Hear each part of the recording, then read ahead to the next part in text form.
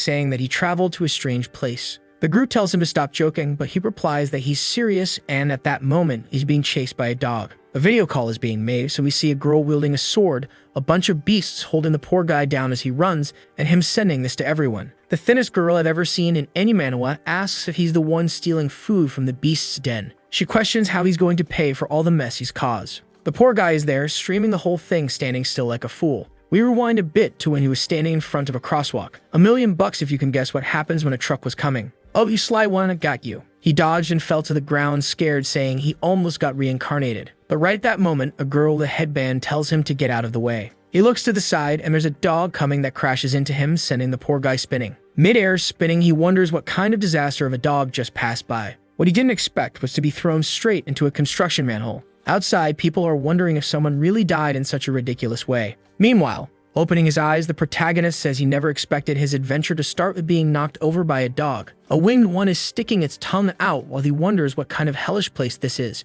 He freaks out and backs away, but he quickly sees he's surrounded by a bunch of strange creatures. He starts rubbing his eyes, saying he must be hallucinating for sure. Even the dog gives him a lick on the face, and he stumbles into a frog's belly. But the creature had an electric body, and the boy got shocked like Pikachu. Grilled, he focuses and says he needs to stay calm. After all, these beasts don't seem to want to attack him. He looks around and quickly notices that this place seems like a den. The only thing he has with him is his phone, and he decides to take a look. Miraculously, he's in another place, but apparently, there's still a signal. Seeing this, he's convinced he's in some kind of prank and decides to figure out what species these are. He uses an app to detect the breeds, but it says they're incomprehensible. He then notices it's the same time of day and year. He decides to test if it's real and touches the frog again, just to get shocked again and confirm this creature is far from normal. He then tries calling the police, but no one answers. Apparently, even though the internet works, calls don't. He starts scratching his head, trying to figure out where he ended up. The bird nearby starts repeating that this is the spiritual mountain of immortals. It flies around and says this is a sect with over 2,500 years of history. Our boy is wondering what the heck cultivation and sects are about, but whatever. It doesn't matter since he first wants to figure out how to get out of there. He heads to the door, but as soon as he touches it, he's thrown away again, landing on some hay. The creature starts saying he's an idiot, and the bird warns that there are restrictions in the den. Once again, his hand is burnt, and he's impressed by all this technology. Maybe he traveled to another world, but it's all way too weird. Since his phone still works, he decides to ask for help. While he's messing with his phone, the little dog comes back with a bowl of food. The protagonist thanks him but says he's not hungry for now. The dog crouches and starts licking the bowl as if teaching him how to eat. He thanks it again but says he's not feeling up to it, until his stomach starts growling. With the 32-pixel expression on his face, he says that he, Mo Wan, would rather starve to death than eat dog food in this place. But then his stomach growls again and he realizes he doesn't have much choice for now. Apparently, he ended up sharing a meal with a little dog. Not long after, he made a post saying travel to a cultivation world and needs help. He hit publish and thought that, at least for now, his phone still has battery. In the Yanjing University group chat, he tells everyone he traveled through time and even sends a video with a beast. His friends reply that AI-generated videos are getting too good these days. The little bird says it's the first time it's seen someone travel to another world and still have internet signal. Our boy replies that AI isn't good enough to do things in real time, so he's going to open a little video chat. He makes a call to the bird, the kitten, and the bald guy. As soon as they join, he points behind him and tells them to look at this flying dog and electric frog. Also, there's a giant one-eyed crow, so it's clearly not AI. The bird guy says it's crazy that he's in this place and still alive. He even asks to come along. The bald guy says the same and asks if he can bring his friends. Mo Wine just replies that he first needs help figuring out how to get back. After talking to his friends for a while, they come to the conclusion that he needs to figure out two things. First, how to charge his phone. Second, what kind of world this is and why he ended up in the beast's den. The good news is that food isn't a problem. The bad news is that the food is dog food. For now, he's only told his friends from school who play games with him. One Axuan is a nerdy engineer who's always been a good friend. Io works as a screenwriter and does reviews for clients, so when it comes to stories, she's the best. The last one is Ailiang, who's an otaku streamer and reads tons of stories. Her dream has always been to time travel, but in this case, he was the one chosen. Even though he's stuck in this mess, he doesn't feel alone. The bald guy, Axuan, tells him he's going to send a video on how to build a generator. Then Io, the chick, asks if there's a way to use the electric frog's energy. However, Axuan tells him not to do that because high voltage could fry his phone. Ailiang, who's the smartest and has read 1,000 novels, tells him to wait because the Great System will probably show up soon. He starts shouting to the heavens, calling for the Great Sage, the little system, the travel system, and everything else. But there's only silence. Considering what Ailiang said, he wonders if maybe by killing some beasts, he'll get a system where they kill a creature, consume it, and gain its powers. But as he stands face to face with the beasts, he realizes it's not going to be that easy. How is he, just a normal guy, supposed to kill monsters that big? The Omgas then tell him to forget about it for now and look for some artifacts. He looks around, finds nothing, and comes to a conclusion. Maybe his overpowered system in this world is having contact with his friends. ActionToon says it's tragic to get such a useless system like that. Lying on the beast, he says he's been stuck there for 7 hours, only eating dog food, and the smell is horrible. One detail, though, is that the kibble was weird. He barely had any taste, and every time he ate it, he felt a strange energy in his stomach. But he doesn't care about that and shouts to the heavens, asking for air conditioning, anime, and tea. Suddenly, the creature near the exit starts vibrating and the door opens. He hides behind a little dog to take a look. A very beautiful girl begins to appear. He immediately looks at what matters most and wonders if a fairy has arrived. As she opens a floating book, the girl next to her tells the senior that she already checked the den and there's nothing to worry about. But the so-called fairy responds that she doesn't understand why the inventory records don't match. The beasts were crucial to the sect and no errors were allowed. However, the girl in green tells her not to worry, assuring her that as long as she's keeping watch, not even a mosquito will appear there. She runs over and hugs the big frog, saying it's a 3rd-grade electric beast that can summon entire storms. The crow, which I thought had 1 eye, actually has 3 eyes and is also a 2nd-grade spiritual beast. Its feathers are perfect for creating talismans, and it can even mimic someone's voice. The creature repeats that thing about this place being 2,500 years old. Then she picks up the dog, saying she likes this one a lot because it's great to cuddle with its fur. She's about to say it's soft and fluffy when she feels something strange. Looking back, she sees she grabbed Mo Wang's arm. The fool introduces himself, saying he's a new beast that just arrived in this place. Its grade is unknown, it has a humanoid appearance, it talks like a human, and it really resembles a human, but nope, it's definitely not a human. Its skill is speed, and he bolts toward the door like a bullet train. Man, he's running like a high-speed train, while the girl says she doesn't remember them having a humanoid beast that could actually talk. The guy points out that maybe, just maybe, it's a human who wandered into this place. That's when the fairy figures out what happened and grabs her whip. She orders all the beasts to catch him alive and bring him back. Meanwhile, his friends are trying to start a voice call, and looking back, he knows this is the worst timing ever. The door is open, and he's just about to escape when the whip comes and slashes his face. He stops for a second and quickly sees that the crow is now face to face with him. The beasts surround him, and then the fairy approaches. She asks what he's doing in the beast's den and if he's from another sect. She looks at the girl in green and says that if someone this week managed to invade, her security measures are a joke. The embarrassed girl apologizes and says she doesn't know how he got in, but assures that she'll make him talk. But she knows that for him to have entered this place, he must have broken through a 4th-grade barrier. She starts summoning a bunch of thunderwater talismans while thinking that even with the senior nearby, she has to be careful. She says that since he dared to enter this den, she assumes he has abilities that she'll have to test. Poor Mo Wang is sweating cold, not knowing why she activated so many talismans to deal with him. While the girl is confused, she realizes he has no spiritual root and is full of defensive openings. Either he has a treasure that hides his aura, or he's so strong that she can't even comprehend his power. She decides she'll have to take this seriously so she doesn't mess up again in front of the senior. Our boy's leg trembles, and with his aura, she fears he might attack. She prepares to defend herself, but he comes forward to pray to her. He begs for forgiveness, saying he doesn't know anything and has no idea how he ended up there. The crow is eating his hair, and a few seconds later, he's already tied up. They're wondering how someone without spiritual energy invaded the den. The girl responds that at least none of the beasts are missing. Just 452 plants and a lot of beast food. She then gets in his face and demands to know if he's the one who stole the food. He replies that 250 tons is something he wouldn't eat even if he stayed there for a year. He barely had food. He was just an innocent boy who didn't know anything. The fairy interrupts her friend, saying she's already checked his body and he really doesn't have spiritual energy. Which means that if he were truly a master who escaped her radar, only the elders could face him, but he's already immobilized. She tells him to stop with immortal excuses and says he better help them figure out everything that happened there. He raises his finger and a blue power strikes him in the face. She then warns him that he has a restriction. If he leaves this sect, his body and soul will be destroyed. She leaves, informing him that he has 7 days to figure out how he invaded, have his memory erased, and be sent back to the mortal world. The green-clad girl turns to the guy beside her and says that's why she told him not to mess with the beast's food. The blonde guy replies that he had no idea people paid so much attention to the records. The green girl says this is the perfect opportunity for them. They can pin all the blame on this mortal and get away scot-free. The blonde suggests they should discuss this plan in secret since the mortal heard everything. But she responds that it's easy to tamper with a mortal's mind, so there's nothing to worry about. She then declares she'll examine his consciousness first to figure out how he entered the den. Mo Wang is terrified she'll touch his mind and discover he transmigrated. In the university chat, his friends are worried because his screen went black. Ali immediately says that if he was captured, they're probably going to perform a soul search on him. This is a method that allows someone to dive into a person's subconscious and extract a ton of information. But it's usually forbidden. That's because it's an extremely mysterious technique. You never know what you'll find inside someone's soul, but now her technique has already hit his forehead, while she screams, saying she'll uncover all the secrets in his past. The blonde guy warns that it's dangerous to try invading someone's mental space like this. The girl's name is Baijai, and she never expected the kind of consciousness that exists in a 21st century person who spent their whole life as an otaku. A normal human wouldn't be an issue, but Mo Wang has been watching TikTok since birth, and his consciousness is filled with information. A soldier appears with a sword, shouting, "If the tower stands, so do I." A Godzilla appears next to him, stomping on her. Then a mecha shows up and starts fighting the beast. She's standing there trying to make sense of this consciousness full of celestial creatures. Suddenly, a bomb appears in the sky, creating a nuclear explosion. Baiji is flying through fragments of memory. Her head is exploding from the overwhelming information, and she tries to focus on what he sees most often. She casts a jutsu and finally manages to calm it all down. Then a red-lipped mouth appears.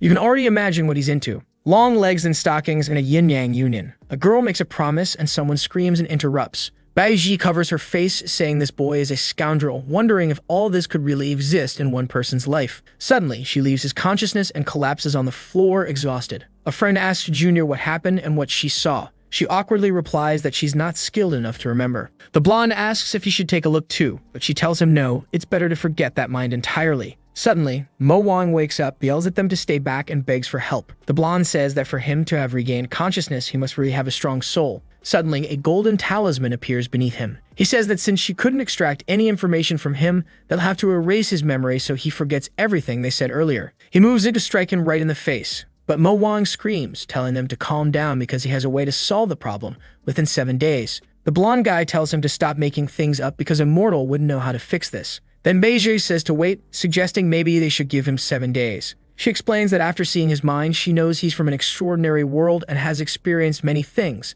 Maybe he can fix everything. But recalling all the scenes she witnessed, she knows this guy is a shameless rogue. The blonde replies that since Junior Sister seems to trust him so much, they'll give him the 7 days. Shortly after, Mo Wang sits on the hay. The blonde tells him that if he doesn't fix things in 7 days, his memory will be erased and he'll be kicked out of the place. Our boy asks what happens if he does solve it. The guy says that if he actually manages it, he'll guarantee he can leave this mountain safely. He then leaves, saying he'll fetch the records from this place and bring them back to see what the mortal can do. The door closes, and when Mo Wang looks at his phone, he sees it's at 6% battery. That's because he never hung up the call he started. At least his friends in the chat said they heard everything. Elian replies that when they bring the documents, they'll help him figure out what went wrong. Meanwhile, in her room, Baiji is suffering from having experienced all those scenes. The next day, Mo Wang says he first needs to understand how finances work in this place. Basically, how they're spending money. The blonde then says that aside from cultivating, he has a hobby of writing books. A few days ago, he met someone at the foot of the mountain who claimed to be the son of a publisher. The guy seemed to be going through hard times and said if the blonde helped him, he helped publish his book. All he needed was 300 spiritual coins to make it happen. Mo Wang immediately figures out what happened and asks if the blonde stole from the beast's den to give the money to this guy. He beams and says of course he did. When his book gets published, he'll pay it back. Our boy asks if the guy left any message about when he'd return. Blonde says the guy left this pendant, claiming it's a family heirloom. Mo Wang touches it, but it's just paint, and he declares the blonde was clearly scammed. The fool insists it's impossible, saying he even received a letter afterward. He hands over the letter, and our boy reads that it's addressed to Wangsing. The guy writes that he's run into more problems, but the manuscript has been delivered to his father. However, to continue the process, he'd need another 200 coins. Mo Wang asks if he sent more money and how much. The blonde guy says it wasn't a big deal. He only sent more 6 or 7 times, totaling 3,060 coins. Mo Wang then asks how long it would take for the guy to go and return. Huang Xing says 1 month, but the guy has already been gone for 2.5 months. Our boy says it's obvious the guy should have arrived by now and that he's clearly been scammed. Wan responds that yeah, it seems possible, but what is he supposed to do about it? Mo Wang asks him if he isn't a cultivator who flies on a sword and how long it would take to get there. He replies that yes, he can fly and would get there in a day. Our boy orders him to fly right now, threaten the guy, demand his money back, and of course never send him another cent. The blonde tosses his sword and says he's going right now, but Mo Wang stops him. He tells him it's better to hand over all the money he has first so he doesn't get scammed again. Additionally, he hands over a list of ingredients, and the blonde asks why he needs magnets and copper. He explains that the sex marketplace has everything, and right then, our boy asks to be taken there. The blonde says that since he's been helped, he'll introduce Mo Wang as a new disciple, but it's best to stay quiet so no one finds out. With that, they leave the cave flying. The scene shifts to a gigantic red gate. They enter, and at the reception, there's a bald old man sleeping. Huang Xing smacks him on the head, introduces Mo Wang as a new disciple in the den, and says he needs some items. He then rushes off, telling the old man to take him back to the den later. The old man wakes up groggily, and seeing that Mo Wang needs magnets and copper, he asks if he's trying to create an electric bomb. Startled, Mo Wang asks if they have that kind of technology. The old man says it seems like Mo Wang has a lot to learn. They could combine these items with spiritual energy to create an electric bomb. It wouldn't be very strong, but it'd be perfect for trapping aquatic beasts. He then hands over some spiritual coins, a few manuscripts, and the sex robe. Additionally, he tells him to register himself as he'll be able to request new resources once a month. With that said, the old man announces he's leaving because he's sleepy. Mo Wang heads to the registration talisman, places his hand on it, and a golden glow appears. His name shows up, and it's time to test the energy device. As soon as the USB cable connects, the phone starts charging. He's already in the university chat, announcing that the main problem is solved. He can recharge his phone now. ActionToon says that's just one of the problems, while Io tells him to play dumb, charm lots of girls, rise to the top like a dragon, and become the king of that world. He replies that he's more concerned about how to get back to their world first. But Alien warns him that usually people who travel to other worlds can only return when they reach the peak of that place. Mo Wang mentions receiving manuscripts, and they ask for a picture. He starts taking photos of all the pages and sends them to the chat. He barely starts reading and already feels his head hurting. He wants to rest and watch some TikTok. But Ao tells him she can see he's on another social media app and he'd better get back to cultivating. He tells her to shut up because she's on TikTok too, but says that since he's in this place, he'll stop watching girls dance. He starts reading about cultivating the process of the body to reach the essence of heaven and earth. There are 9 stages, each with a harder name than the last. At least the breathing technique seems simple, as it's just about closing your eyes and breathing. He starts doing it and feels some energy orbs floating around him. Maybe he's one of those 1 in a million geniuses. But he notices that as soon as he loses focus, all the energy seems to dissipate. A short time later, he's already exhausted and sweating, saying this stuff is tiring. He reads that those who can guide spiritual energy on the first try are amazing, and those who can't are screwed. In such cases, a person would need medicinal elixirs or some kind of treasure. Since he could feel it but couldn't guide it, he's going to need a treasure. Now the problem is getting one. The incense burns out, and he goes to sleep. Suddenly, the door to his room opens, and someone enters. Seeing that he's asleep, Baiji says she just wants to take a quick look into his mind to see if there's any useful information. But the moment she touches his head, he wakes up and bumps right into her face. The two stand there in silence for a moment. The light is turned on and she asks why he's not sleeping when it's already past midnight. But he responds that he should be the one asking why she's invading his room at midnight. The poor girl seems unwilling to admit she was trying to peek into his memories and smacks him. All twisted up, he apologizes for questioning her and begs not to get beaten anymore. He tries to call her senior, but she orders him to call her Baijai instead. She then asks why he didn't help Mo Wang solve the issue with the records. A bit embarrassed and flustered, she admits there's something very wrong with his soul. She's certain he's not from this world. He realizes there's no way to lie anymore and decides to explain himself. However, blushing, she hugs herself and says she needs to investigate his mind further because she saw many suspicious things. Mo Wang finds it odd that she's so red while talking about his mind. He starts scratching his chin, wondering what exactly she saw that could be so strange. The clueless fool seems to have no idea what might be inappropriate, but she thinks he already knows and says it's not exactly that. Suddenly, her expression changes and she says that since he knows, she can't let him keep living. She's ready to strike him down when he asks her to wait a moment. He tells her that if she kills him, she'll never be able to look at anything again, so he's willing to cooperate and let her look freely. She blushes and says she's not interested in looking and calls it an investigation. He pulls a smug Giga Chad face and says it's time for a deal. Meanwhile, in the university chat, his friends are trying cultivation techniques from his book, but with no success. Mo Wang asks them which is stronger, the power of science or the power of ancient world cultivation. It's a hard question to answer, but he knows the key difference lies in the volume of information. He then tells Baiji that he's a person from another world, a prince who came from the mortal world. She looks surprised and unsure if she should believe such nonsense. He explains that in his world, cultivation is different from theirs. Thinking it over, she says she's heard of something like that but needs more evidence. Mo Wang asks if she didn't see evidence when she crossed his mind. Recalling everything she saw, she asks if his world really functions like that. Seeing her blushing reaction, he asks if, by chance, she saw anything inappropriate. At that, he pulls out the pendant from Huang Xing and says the evidence is right there. She touches it, sees the paint come off, and declares the thing is a mess. He then apologizes and says, actually, it's this, showing her his phone. Moments later, with it laid out on the table, he clicks through the apps. He starts navigating files, and what he opens is censored to 32 pixels for the viewers. Baiji comments that these are indeed the scenes she saw, so it wasn't an illusion. He takes the phone back and she says she believes him but still doesn't understand why he has no cultivation. He lies, stating he's from another world, fell to the mortal realm, and then ended up in this one. He claims that when he came to this realm, he lost all of his cultivation, but promises that once he regains it, he'll reward her greatly. Beiji says she thought he was just a boy with an intense appetite, but it turns out he's really a prince in need of help. At that moment, he realizes she's just as easy to fool as Huang Xing. She tells him to leave that aside for now, as still need to fix the den's accounts. Otherwise, she'll be punished, and obviously so will he. At that moment, his phone rings. He pulls it from his robe and says not to worry, the results have arrived. It's time to show her the power of modern cultivation. He tells her to follow him to another room and says this is why he asked for all the records. Seeing the mountain of files, she says it's impossible for him to have gone through all that so quickly. But he tells her not to worry. Of course, he took pictures of all the files he used AI for analysis. Something like that would have been impossible in ancient times, but this is where the power of modern civilization shines. He starts explaining all the problems in the manuscripts. One issue is that the beast's food cost 10 coins 5 years ago, but today it costs 30. Clearly, someone is tampering with the food procurement process. Beiji believes he has superpowers, especially since she would have fallen asleep after reading just 3 pages. She asks if they should tell the senior about these discrepancies, but he says obviously not. Maybe the senior is involved. It seems he has a plan to fix everything. Back on Earth, ActionToon is cultivating, saying he feels spiritual energy around him. Maybe cultivation is possible on Earth too. Back in the other world, someone cuts through the clouds and mountains, calling for the senior to appear. A chubby man appears, startled, and asks Beiji what's going on. She hands him the book and says it contains the record of all this place accounts. She's marked all the discrepancies and purchase values in red. Leaning over the table, she explains that in total, he owes 4,800 coins. The chubby man says it's impossible because everything is reviewed by the senior sister. At that moment, Mo Wang enters, introducing himself as the new disciple.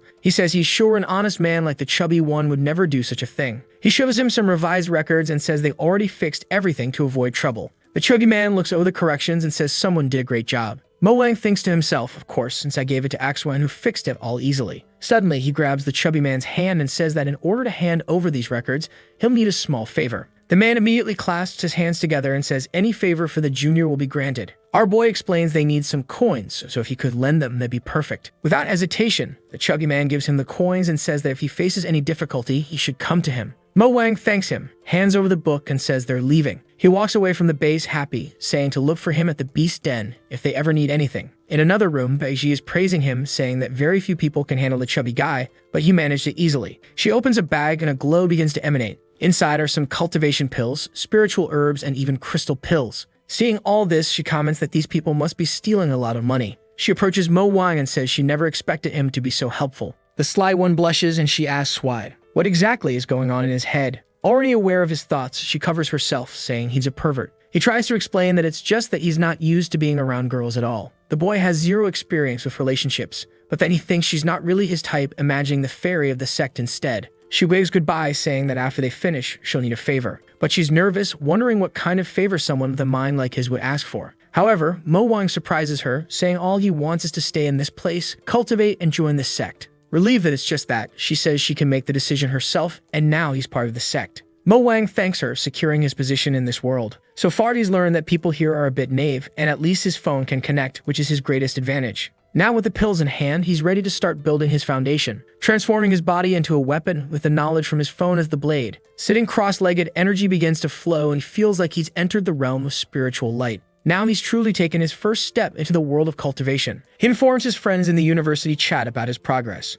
Axwan says he tried cultivating again but didn't feel anything, so it must have been his imagination. Ayao was already demanding he start a live stream surfing on his sword. Meanwhile, on the top of a mountain, some hooded figures wonder if their rituals successfully summon anything. One replies that yes, he feels a connection to another realm. They order the person to be found quickly since they sacrificed countless lives to bring him. Later, the fairy of the sect reviews the manuscripts and says the accounts finally make sense. She asks if it's true that this boy is a disciple of Baiji's master. Baiji steps forward, saying that's exactly it. Her master accepted Mo Wan, and now he's ended up in the beast den. The fairy notices his progress and tells Beiji to take care of the boy since he seems to have potential. Mo Wang thanks her, laughing like an idiot. As she leaves, she apologizes for everything that happened and mentions they need to prepare for the 30th anniversary, a massive competition where the top disciples from all sects will go head-to-head. Since the beast den only has 3 disciples, she wishes them good luck. She mounts her sword with her skinny legs and flies off on a flower. Mo Wan, blushing, is immediately noticed by Bai Zhai. She shouts in his ear, saying he's admitted to discovering his type.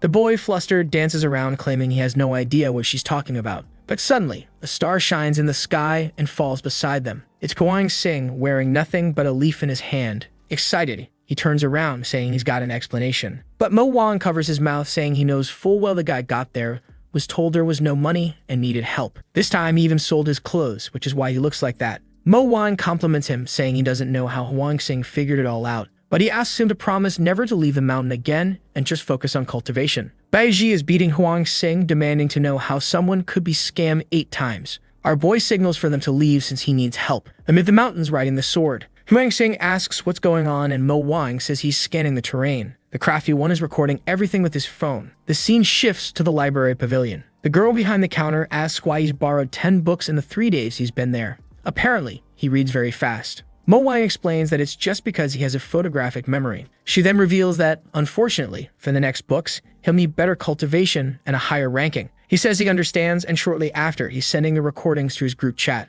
ActionToon says he's uploading everything to a private server and will use a GPT model to analyze the terrain. Aliang, feeling left out, says she wishes she could help more. The scene shifts to Baiji, explaining that in the spiritual beast sect, they focus on training beasts. The main technique is a mantra command that allows the user to synchronize their mind with the creatures. Mo Wang touches the little frog, and this time the lightning doesn't seem to affect his hand as much. In fact, it feels like it's strengthening him. He shows Baiji a book and says it contains the martial technique 1,000 transformations. He wanted to get more materials, but he doesn't have the level for it yet. She questions if it's just a little trick where you can create some objects and copies of them. She adds that the larger the object, the more energy it requires, so it's kind of inefficient. He should focus on cultivation. But Mo Wang reassures her, saying not to worry because he has his own plans. The boy is already thinking about creating a Glock, a camera, a drone, a computer, and more. If he manages to do all of this, the world will be shocked. He then asks her if she found anything interesting about his world. Once again, he shows her the phone and claims it's a family heirloom known as the Mirror of Illusion.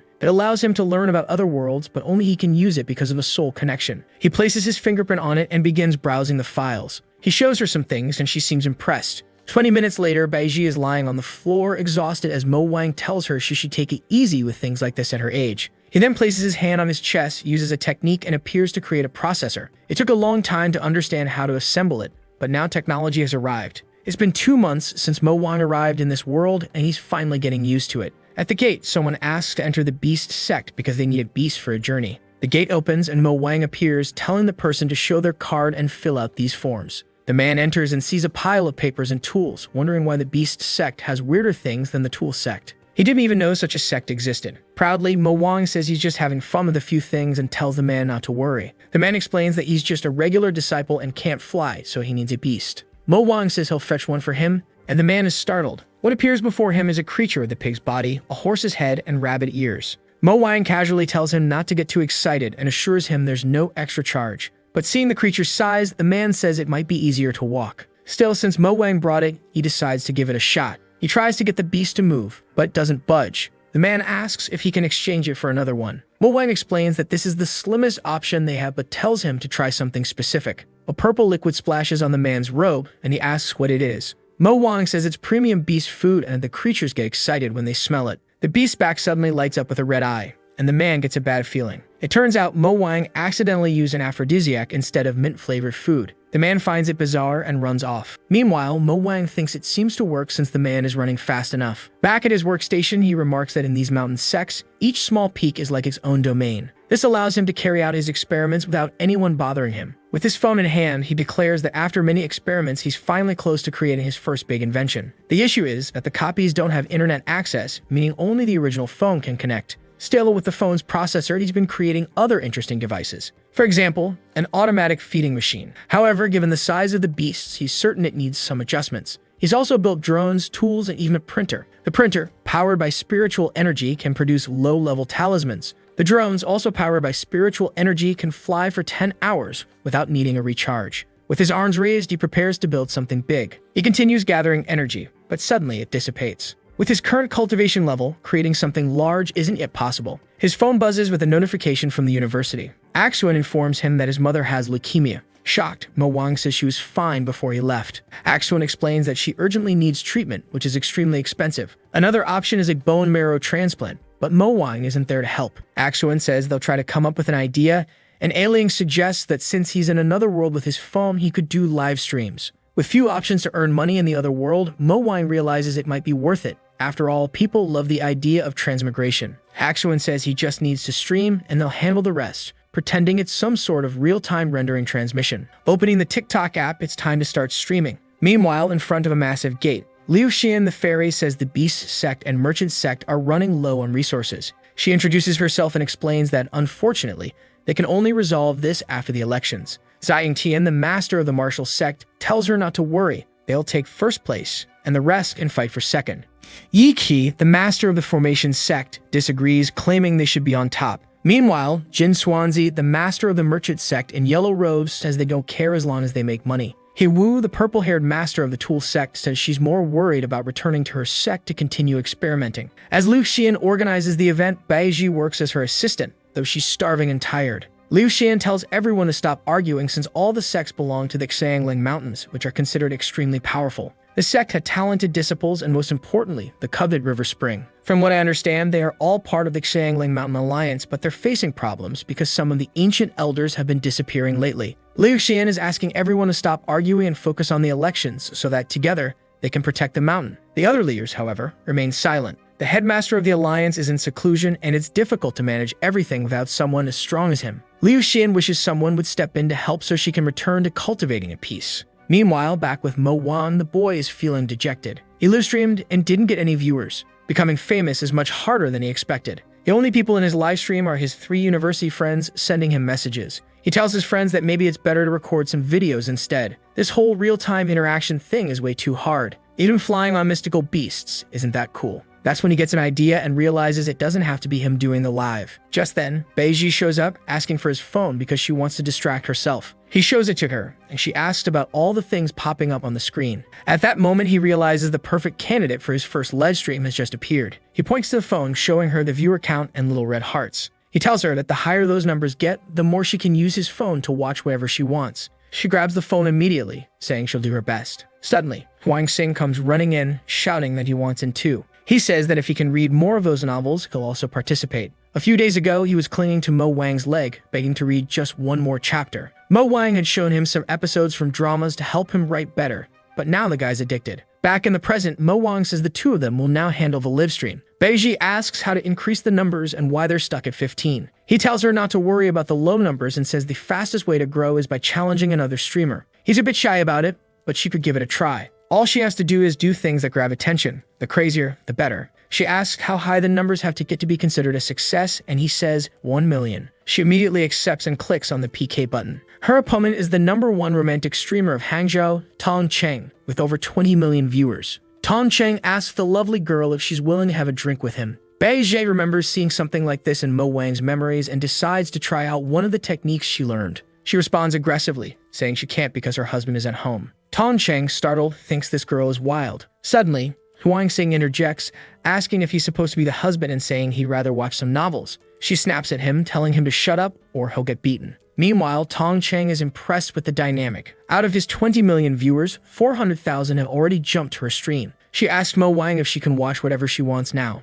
It seems like she mentioned something peculiar because Tong Cheng comments that she's bold to say that out loud. But she replies that life is short and it's okay to have a few hobbies. Tong Cheng laughs, saying she's amazing and once again invites her for drinks. She asks if it'll just be the two of them because she's already emptied all the sex bottles and didn't even get drunk. At that moment, he realizes he doesn't stand a chance with her. She turns to Mo Wan, announcing they've reached 1 million. She's ready to end the stream, saying live streaming is actually pretty easy. Tong Cheng remarks how her viewer count skyrocketed, and yet she still cut the stream short. She's really caught his attention. As the two leave, Mo Wang wonders if this is the legendary innate body of the livestream saint. He checks his TikTok and finds millions of messages, one of them from Tong Cheng. Tong Cheng asks if they can collaborate and mentions having a company, even inviting Mo Wang to relax with him for a while. Impressed by Baiji's talent, Mo Wang thinks he would accept all of this if he could. His university friends are already praising him, saying he'll get rich now that he's found this beauty. Ayao says she'll research how to turn those views into commissions. Mo Wang sends a laughing emoji saying that one day, if he gets the chance, he'll thank them all properly. The following days are a bit calmer. The scene shifts back to Earth, where a couple walks down the street. The blonde man asks if the girl saw the live stream of the girl with Tong Cheng. Apparently, the girl was rendered in real time. She could even interact with the scenes and divine beasts. Watching her feed a giant dog, a friend comments she never imagined technology had come this far. Then she notices comments asking if the electric beast could attend university. She has no idea how to respond to such questions. But she remembers Mo Wang's advice. When in doubt, act like a fool. Instead, she makes a facial expression she learned from his memories. The scene shifted to the bustling Sangling Mountains, where the Grand Selection Tournament was about to begin. Baiji explained that over 200 disciples would participate in this major event. Mo Wang asked why their beast sect only had 3 disciples. Huanxing explained that their sect was cut down long ago when their master, the Lord of 10,000 Beasts, disappeared 12 years ago. Their combat style relied heavily on high-level spiritual beasts which vanished with the master. Now they only had low-level beasts, and even among those they had the weakest. As the newest disciple, Mo Wang bore the responsibility of bringing honor to their sect. When they landed at the arena, an elder named Master Xian immediately glared at them. Approaching the group, he exuded such pressure that Mo Wang wondered what made him so intimidating. Master Xian remarked that before their master vanished, he'd been tasked with looking after the beast sect's disciples. He advised them to withdraw from the competition as they only had 3 participants and would surely get hurt. Bai Ji, brimming with confidence from her streaming success, told him to back off, asserting they didn't need his protection. Xian sighed, saying they lacked the strength and would only get in the way. Out of nowhere, Huanxing stepped forward, delivering an odd speech about 30 years in the east and 30 years in the west, saying not to underestimate the youth. He then declared that they had a new disciple, giving the sect hope. Mo Wang, sweating nervously, had no idea what was going on. Master Xian noted that Mo Wang was a beginner and wouldn't be able to defend himself. But Mo Wang thanked him and said he would participate. After all, he needed the arena for his live stream to make money. The elder, baffled, muttered, "His boy has a death wish," before leaving, saying, "You don't want to leave alive, so be it." Mo Wang wished him luck and declared he had his own way of winning. Later, as Mo Wang opened a chest, Baiji asked if he was ready. He replied, "It's time to make this happen." She immediately entered her streamer mode, welcoming everyone to the broadcast and reminding them to click the little red heart. The arena was massive, with every black dot representing 2 combatants. In one of those spots stood Mo Wang, also greeting his viewers.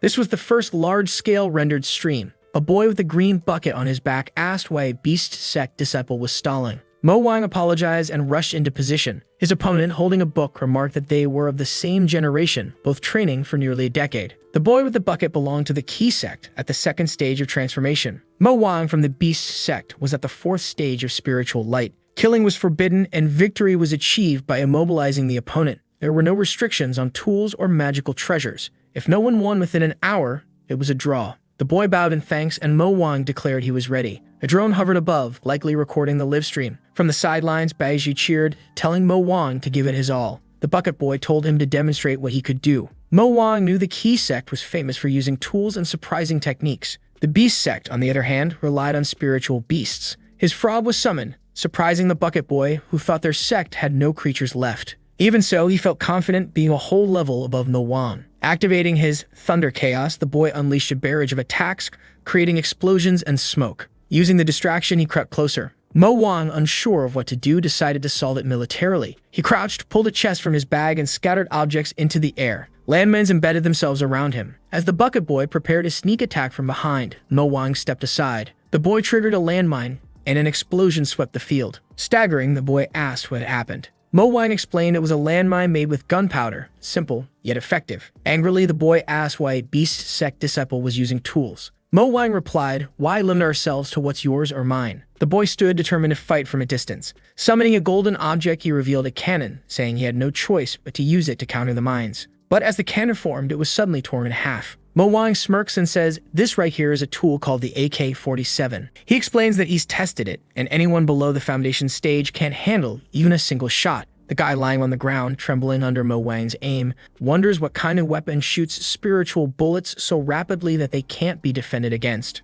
Mo Wang warns that an attack is incoming as he prepares to pull the trigger. Panicking, the guy raises his hand and surrenders. The referee declares victory for the Beast sect, and the crowd erupts in celebration. From a distance, an old man observes, surprised that the Beast sect is now using tools. Master Xian, standing beside him, mutters that in the next round, Mo Wang is likely to be killed. As Mo Wang exits the arena, he's greeted by Huanxing, who praises him and tells him it's his turn now. Checking his phone, Mo Wang sees that his stream has surpassed 3 million viewers. The chat is buzzing with comments, some people confused about why he brought a gun to a sword fight, while others marvel at the possibility of technology doing something like that. Turning to the camera, Mo Wang waves and assures everyone that it's all happening in real time. Back in the arena, a man with messy hair smirks, asking if he'll be fighting that same junior again. It seems they're still in the same cultivation realm. and now it's time to face off. Huang Xing recognizes him as Ma Qi, a former disciple of the Beast sect, who was the last one their master took in before vanishing. When the master disappeared, Ma Qi left for the Wu sect, where he quickly surpassed Huang Xing in cultivation. Ma Qi advises Huang Xing to surrender, not wanting to ruin their friendship. But Huang Xing responds that now that they're here, there's no turning back. The referee tells them to stop talking and signals the start of the match. As soon as the fight begins, Ma Qi unleashes his flame fist technique, launching himself toward Huang Xing and creating a massive explosion. The ground is scorched and smoke rises as Ma Qi taunts Huang Xing, saying the difference in their powers is undeniable and that he should just give up. The referee quickly uses magic to repair the arena floor. Ma Qi begins walking toward Huang Xing, criticizing the Beast sect for its lack of resources and declaring that staying there is a waste. As he activates his technique again, Huang Xing suddenly calls out to Ma Qi. A blue snake materializes beside him and coils around Ma Qi's arm. The flames are extinguished and the icy serpent freezes his opponent in place. Huang Xing readies another attack as the spectators comment on the high-level spiritual beast he's using. From the stands, another sect leader remarks in amazement that the Beast sect is actually putting up a fight. Nearby, Liu Xian wonders why the Beast sect, after being silent for so long, is suddenly making such a commotion. She glances at Mo Wan, suspecting it's his doing. Huang Xing's ice snake coils around Ma Qi's entire body as he declares that he doesn't care who he's facing. Though he doesn't resent Ma Qi for leaving the sect, now that they cross paths, he feels compelled to show him what he gave up. Struggling, Ma Qi retorts that the Beast sect is full of weaklings and will soon disappear. Huang Xing counters, explaining that their master had instructed them to remain low-key until his return. But now, with their legacy on the verge of fading away, they can no longer stay silent. With the new disciple joining them, it's time to show their strength. Mo Wang watches from the sidelines, recording everything. Huang Xing announces that he's about to demonstrate something he learned from a new book. Suddenly, he summons a fiery snake to his arm, surprising the audience. Ma Qi shatters the ice snake, but Huang Xing calmly states that few know the Beast sect allows practitioners to use two creatures to amplify their power. Entering the 8th stage, he charges forward, reciting his strange mantra about 30 years in the east and 30 years in the west. With one powerful strike, Ma Qi is sent flying. A formation sect elder remarks that it seems the Beast sect's spiritual beasts are making a comeback. Meanwhile, Mo Wang is in shock. If Huang Xing is this strong, he doesn't even want to imagine Baiji's full power. In the university chat, Liang excitedly reports that Mo Wang has earned over 200,000 yuan in gifts today.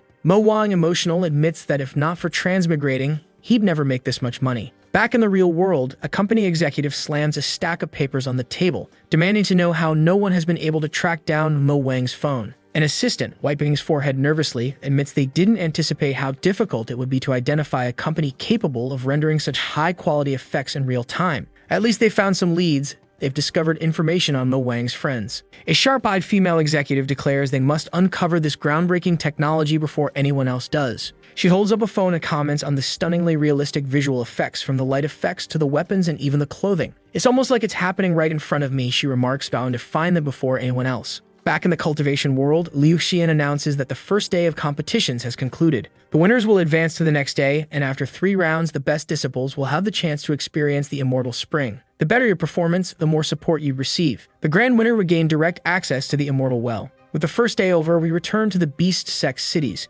Mo Wang mentions that while he won today, his weapons were exposed, so there's no guarantee for tomorrow. Huang Xing advises him that if he ends up facing Wu sect disciples, his only chance to break their defenses is by aiming directly at their weak spot, the eyes. Mo Wang collapses onto the hay, lamenting that he wanted to experience the immortal spring, but it seems unlikely. Bai Ji, with a mischievous tone, mentions that she knows another way, but it's dangerous. Curious, Mo Wang asks what it is. She explains that as a Beast sect disciple, his power is tied to the beast he owns. While most beasts in the sect are kind and gentle, their master and the elders once created the realm of the illusion beasts. Within it are ancient, insane, and dangerous creatures. If they could form a pact with one of these creatures, they could challenge much stronger opponents. Mo Wang, without hesitation, says they should head there immediately. However, Baiji warns him that the last time anyone went there, their master, a great protector, struggled to bring everyone back alive. It's highly risky. Huang Xing adds that, in their current state, it's practically a death sentence. Deep in thought, Mo Wang realizes they need a strong protector. He asked Bai Ji about her senior and whether she has the strength for the task. Bai Ji admits that while her senior is capable, she's struggling because none of the elders respect her. Though not as powerful as their master, she's still a true disciple of his.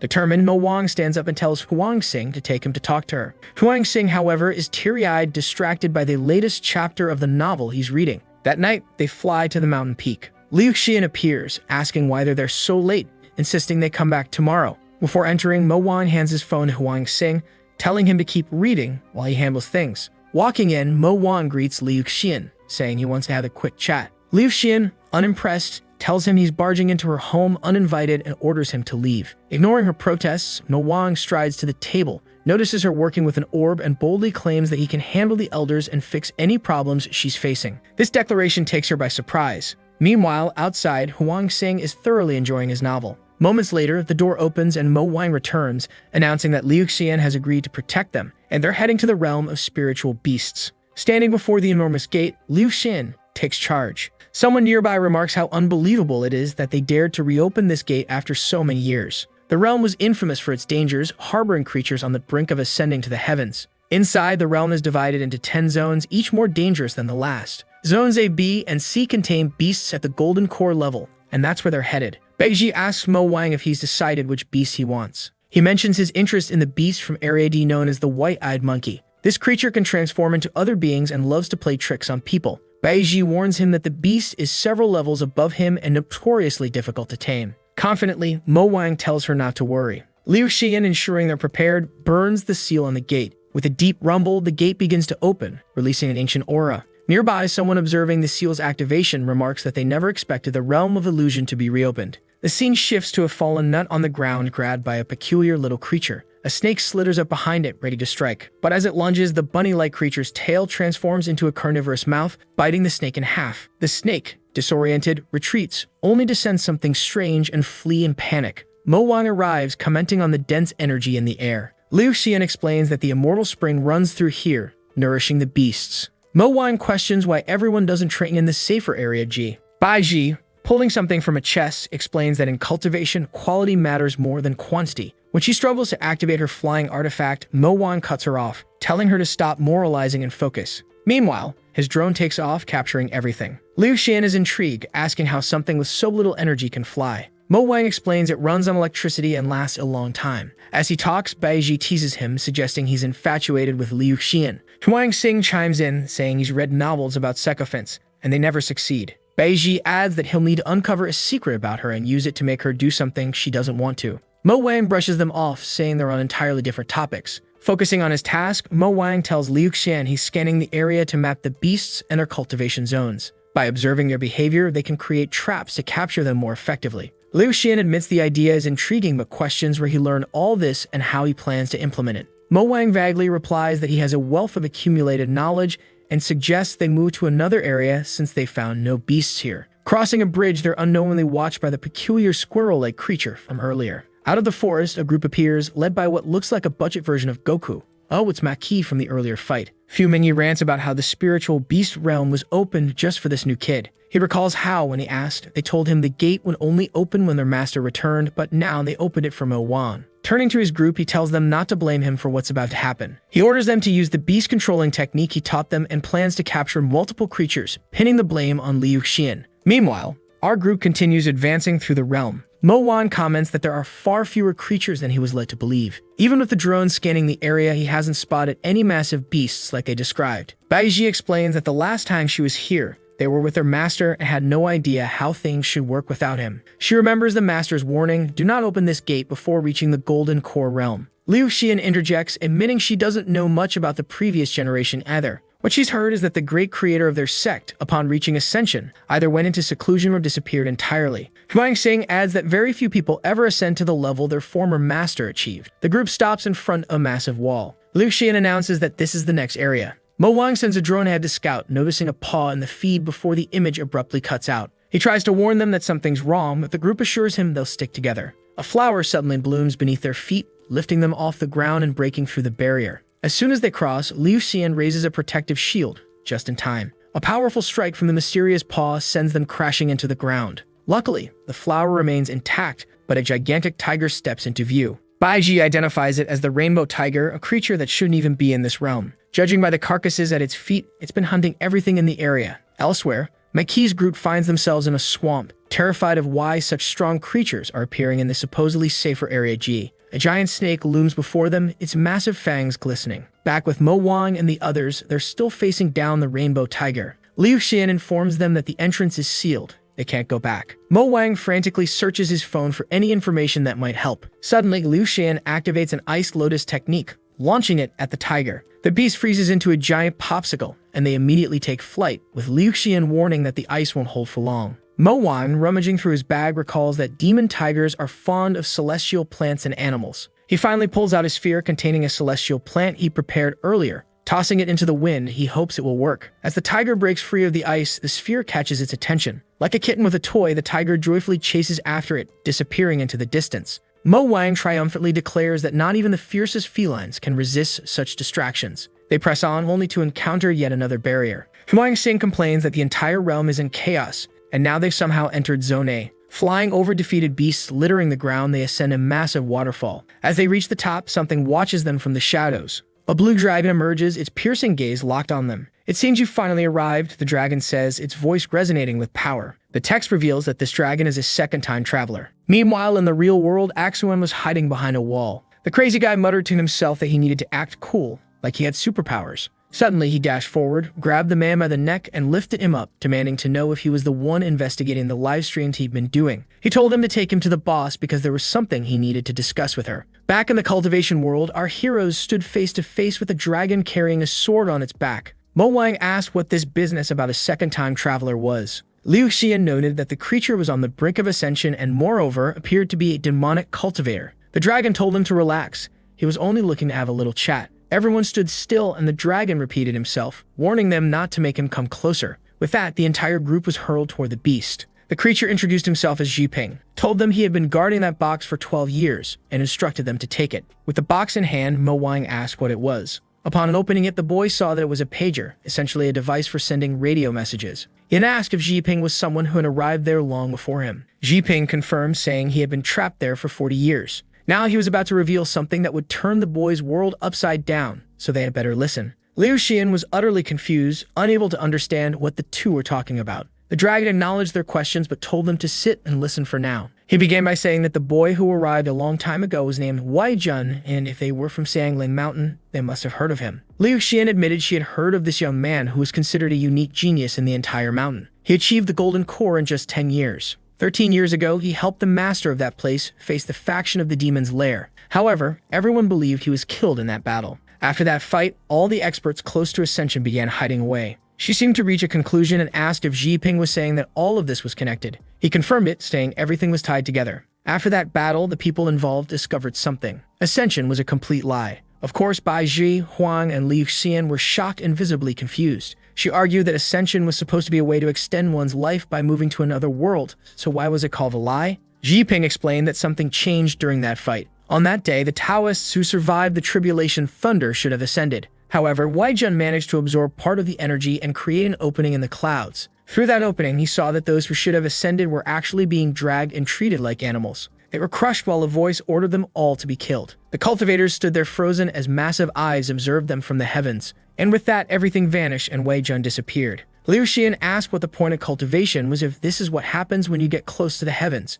The dragon said he didn't have the answer, which was why he had been waiting there for the next traveler. People born in this world were forced to follow its rules. But people like Wai Jun, who came from other worlds, were not bound by those rules. The dragon, being a native of this world, suddenly smacked Mo Wang in the face. In that instant, the boy felt a surge of energy and remarked that it seemed like he could advance through 3 realms at once. Jiping told him the boy had finally awakened his cheat ability. Meanwhile, back in the real world, everyone was lying on the floor. Man, I thought Mo Wang was just daydreaming about being a martial artist, but apparently the boy had taken everyone down. The secretary asked who he was and what he wanted from her. He threw someone across the room and said he was uncovering some details and needed to talk to her. However, the girl had her phone hidden behind her back. Suddenly, Mo Wang made a quick move, something whizzed past her, and the phone was already in his hands. He shattered it and warned her to be careful about what she was doing. Apparently, he was one of the people who had crossed planets. I'm not sure if he's just bluffing, if he really crossed worlds, or if he's just using the techniques our boy taught him. What I do know is that Mo Wang was standing with Jiping, feeling infinite natural energy and asking if he could cultivate forever.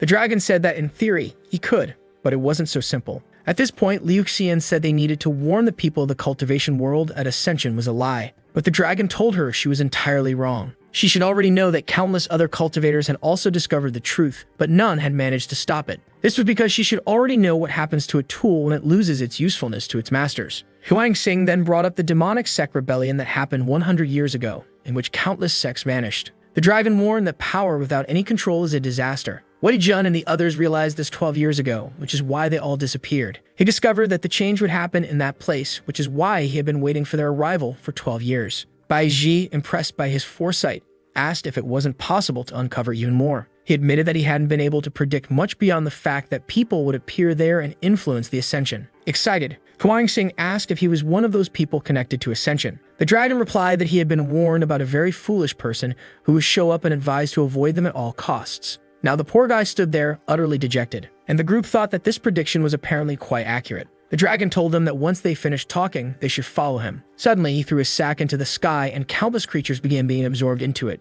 Bai Zhai recognized it as a void pouch, a tool possessed only by the most powerful leaders. Mo Wang asked if the dragon was killing all the beasts. The dragon replied no, they were willingly offering themselves to die gracefully because they were his comrades. Crying, he explained that he was very close to ascension and had to expend as much energy as possible every day to delay advancing, because advancing would obviously mean death. A flashback reveals Xi Ping surrounded by 3 individuals. He asked if they had all made their decisions. The turtle thanked Xi Ping for collecting their bodies but admitted that they couldn't hide any longer. The monkey remarked that whether you are a demon or a human, once you complete your cultivation, you become nothing more than an animal in a cage. The fox requested that their bodies be turned into pills and weapons upon their deaths. They wanted their energy gathered and redistributed to the spiritual beasts. The fox struck her own head, saying that this way no demon would ascend. She collapsed, declaring that this was a lesson to those who were above the tribulation. The monkey knew they had all been deceived by the lie of immortality. They had suffered endlessly in pursuit of something that didn't exist. With one hand on his chest, he said that something was hope. The place fell silent, and then Xi Ping screamed to the heavens, bidding farewell to the demon kings.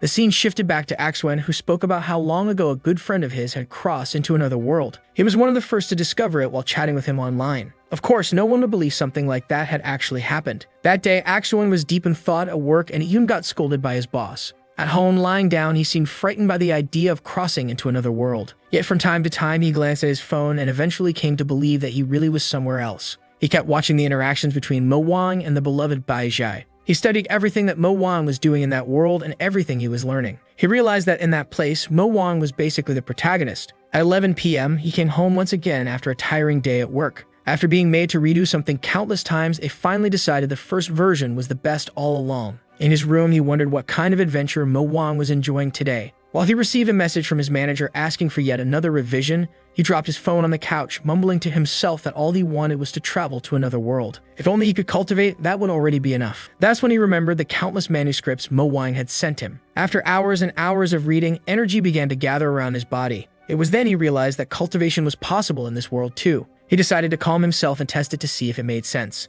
This was too serious to mess up, so he went to the chat and asked Mo Wang for more manuscripts. At least now, his monotonous life seemed to be changing a bit. By 12:30 a.m., consumed by the texts and tools, time seemed to move slowly. The spiritual energy on Earth was faint and almost non-existent. However, if you were persistent enough, you could find isolated places where energy still lingered. In the chat, he asked Yahello if she was enjoying cultivation. She replied that she had tried a few times, but it didn't seem to work on Earth. At the Inferno Fitness Academy, he wondered if he was the only exception. Or perhaps there were other cultivators hiding on Earth. In some ways, there were definitely people practicing muscle cultivation. That was obvious. But what he had been feeling was that ever since he started gathering energy, his physical and mental strength had been increasing non-stop. That's when Big Buff Guy showed up and told him to get off the equipment because there was no way he could handle that weight. Axuen gave them a glance and decided to demonstrate the strength he had been accumulating. The moment he touched the barbell, they warned him to be careful or he'd get crushed. But he had already realized he was using strength that made no sense. Effortlessly, he lifted the barbell and even told them to add more weight. The guys were confused as to how a skinny kid like him was lifting 180 kilograms like it was nothing. They added more plates, convinced there had to be something wrong. The weight kept increasing and eventually reached 200 kilograms. At that moment, Axuen understood what it felt like to step into another world. Maybe, on this planet, he was the protagonist. Meanwhile, the guys were having a blast, laughing as one of their friends doubted him. Back in the cultivation world, Mo Wang thought that all this was too much information for the poor guy. They had come to capture some spiritual beasts, but now Mo Wang had discovered that ascension was a lie, there was a demon involved, and it was all too much for him. The poor boy struggled to process it all and started recalling the countless stories he had been reading on his phone. That's when he arrived at a conclusion. Mo Wang was just like the protagonist of the stories he had been reading. If he kept his smile through everything, life would be guaranteed to go his way. Immediately, he ran toward Mo Wang, proclaiming that from that day forward, they were going to be inseparable brothers. Mo Wang and the dragon both thought this guy definitely had issues. At that moment, Jiping tossed a sack to him, explaining that it contained countless demonic corpses. The materials inside were enough to craft countless divine weapons, which theoretically made Mo Wang invincible. However, the dragon chuckled, saying this was just the beginning. There were far more powerful people out there than he could imagine. At that point, the boy lacked both the belief and the hunger for victory that Wei Jun once had. For that reason, the dragon decided he would pass down to him the cultivation techniques Wei Jun had used back then. Raising his arms, Jiping announced that Mo Wang would gain unstoppable power and asked if he was ready. Mo Wang, confused, said to just give it to him already. The dragon pulled out a book and a sphere, explaining that these were what he had prepared. The first was a compilation of cultivation techniques. Wei Jun, just like Mo Wang, was someone who had crossed over from another world, but Wei Jun had worked harder than anyone else to figure out how to return. On the day of the incident, Wei Jun had vanished along with the tribulation thunder. Jiping sent the sphere toward Mo Wang, and it appeared to enter his mind. The technique allowed him to attain a sacred body, making him almost entirely immune to harm. He struck the ground with his fist and exclaimed that he truly felt indestructible. Bai Zhai recognized the technique as one used by the sect leader and couldn't understand how Mo Wang had learned it so quickly. Jiping remarked that the level at which Mo Wang was using the technique was still child's play. Mo Wang then asked Bai Zhai if she already knew about the technique. She confirmed, explaining that it was a yin-yang cultivation technique practiced by everyone in the martial sect. For those who didn't know, yin-yang meant that it was a technique requiring both a man and a woman. Immediately, Mo Wang glanced at Liu Xian. Bai Zhi noticed and warned him that if he tried anything, he might end up dead. Frustrated, Mo Wang demanded to know why they were teaching something like that in the first place. After all, he was in this world for the love he had for Senior, but knowing he had no chance at all, he wanted to destroy everything. Suddenly, Jiping handed him another book, telling him not to feel discouraged. Grateful, Mo Wang flipped through the pages, relieved to find some sort of solution. The book was intended for people who had come from other worlds. Upon opening it, he read the story of Wei Jun. I was a worker in a steel factory, and by some twist of fate, I ended up here. I cut through the clouds and fell straight into the immortal spring. Spiritual energy filled my body. Soon after, I was chosen by the sect master as one of his disciples. A while later, I married the sect master's eldest daughter. Money, status, fame, and women, I got everything effortlessly. But after one adventurous night, I began questioning the meaning of the universe and life itself. Everything had come so easily to me that even the pleasures of life started to feel like endless torment. Back when I was working on Earth, I felt far more joy than I did here. That's why in the technique I created, I placed a collar that prevented anyone practicing it from experiencing the true blessings. Desperate, Mo Wang refused to believe the technique was just a beginner-level practice. No way was he going to learn something like that. If he ever practiced the technique and one day engaged in yin-yang cultivation, it would kill him. His body began to emit steam, and Huang Xing wondered if this was the aura of a true protagonist. Meanwhile, Mo Wang was in tears, lamenting that all he had wanted was to live a life just like Wei Jun's. After a moment of silence, he turned around, ran to Jiping, and asked how he could break the cursed technique. The dragon, smirking, said he already knew why Mo Wang wanted to know, but assured him there was a way, so he didn't need to worry. Liu Xian chimed in, explaining that a technique's restriction could be broken by reaching Ascension. But Mo Wang countered, saying Ascension was a lie. The poor boy collapsed, lamenting that Ascension would lead to death, but his current life was worse than that. The dragon told him he should be grateful to have received Wei Jun's infinite power. All he needed now was to find a way back to his own world, where those restrictions wouldn't exist and he would be free. Motivated, Mo Wang stood up and declared that Wei Jun had truly inspired him. He was going to destroy this world now. Huang Xing asked if they were done, and Bai Zhi teased Mo Wang, saying he wouldn't be able to ogle those teachers with mountains anymore. Mo Wang retorted that if he couldn't enjoy that wonderful content, then Bai Zhi wouldn't be able to watch it either. The poor girl was speechless. He then reminded everyone that they'd been in that place for over a day and needed to head back because the election was about to begin. That's when he noticed Jiping was coming along and told him to hide better. The dragon activated a transformation technique, turning all purple and handsome, saying he could blend in easily. Unless someone near Ascension showed up, it would be nearly impossible to detect his power. He then urged them to hurry to the competition. He had to win. Liu Xian, impressed, remarked that the technique had indeed motivated him. The group flew off and along the way came across the Makuya group, completely defeated. Jiping asked if they had brought those people along and suggested kicking them out. Huang Xing said they probably followed them to capture spiritual beasts, so it was best to remove them. The dragon used his power, making the bodies disappear. The scene shifted to the competition. The judge stood still, a small bird perched on his head,